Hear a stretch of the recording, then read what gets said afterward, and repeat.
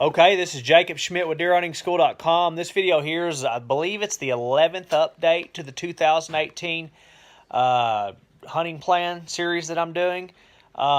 It's actually December the 1st, Saturday evening, December the 1st.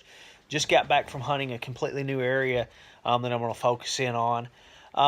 Actually, about halfway across the state. So, anyways, real quick, last weekend, I hunted the Thanksgiving weekend, hunted the 4 days. I really didn't see much deer activity at all. Only seen one buck.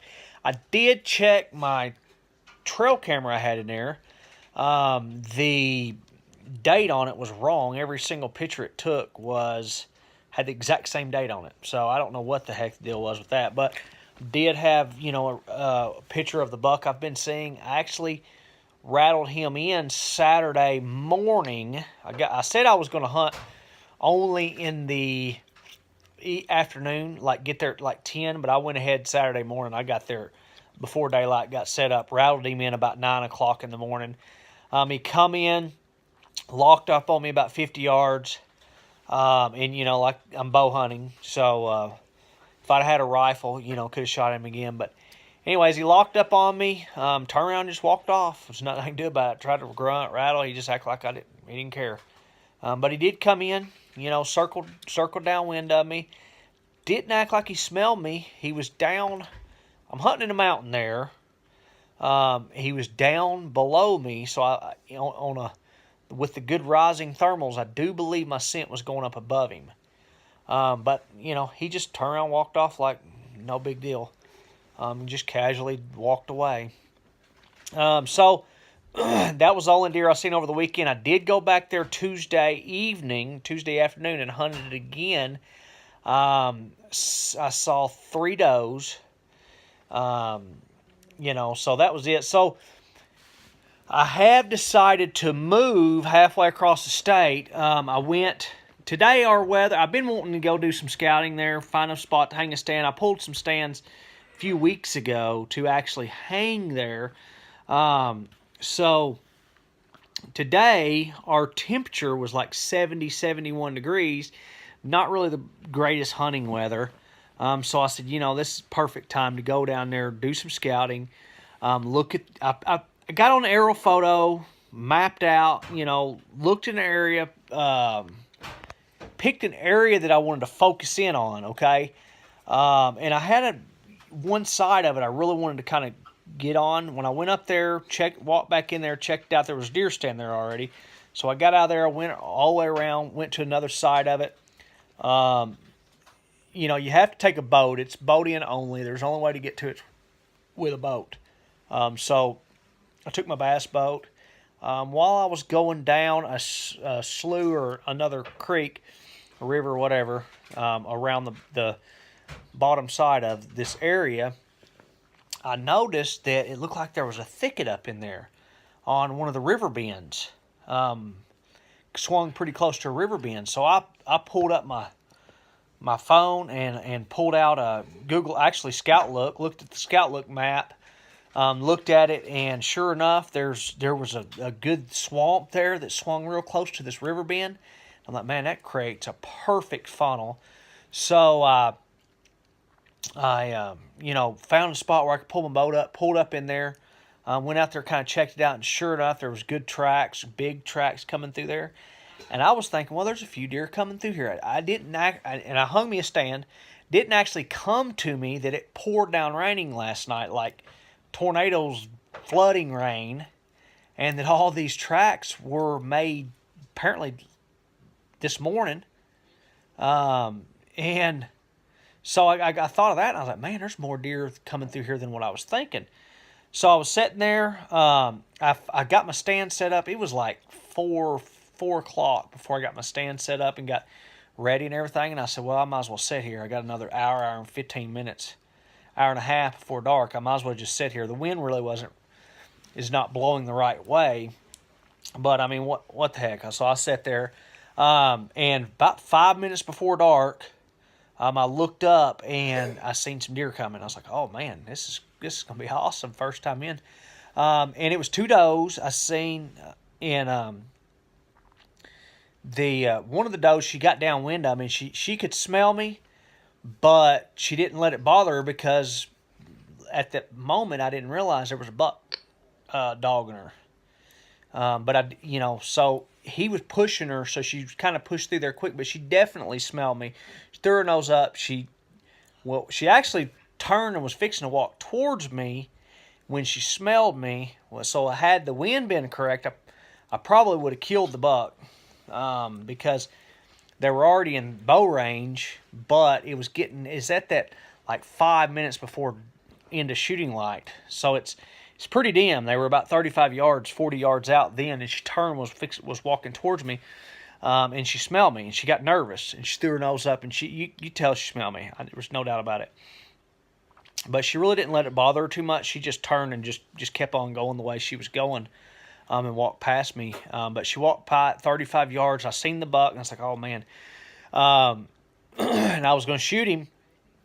Got my bow, but I had my rangefinder, and I was having a hard time seeing the numbers in the rangefinder because it was just too dark, and I was having to look up in the sky and see what the numbers were. And finally, by the time I seen it, it was 35 yards where he was fixing to walk through, and I put my rangefinder down and grabbed my bow and was getting ready. He was walking through the shooting lane that I had. So didn't get him, but I'm super excited that the very first time in there that, get a buck within bow range, 3 deer within bow range. It's awesome. I will say this, the area that I have been hunting is a 3 deer. In Arkansas, we get 6 deer. We can kill 6 deer through the entire state. Some areas you can kill 6 deer in the whole area, okay? Some areas you can kill 2 deer, 3 deer, whatever. But the area I've been hunting, you can only kill 3 deer, okay? So I've already killed 2 there and only have 1 tag left.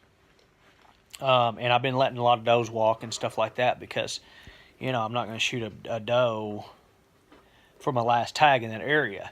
But this new area I'm moving in, I have 4 available tags. Only have 1 buck tag left in the whole state. So I can only kill 1 buck. So I will say that if a doe comes through and she's really just mingling through, and she's just feeding and just carelessly, just super relaxed and just everything's fine, and she's acting like that, I will most likely shoot a doe in this new area if that happens. If she is coming through and she acts a little nervy or she's kind of moving quick, or anything like that, I'll let her walk because there's a good chance a buck's behind her.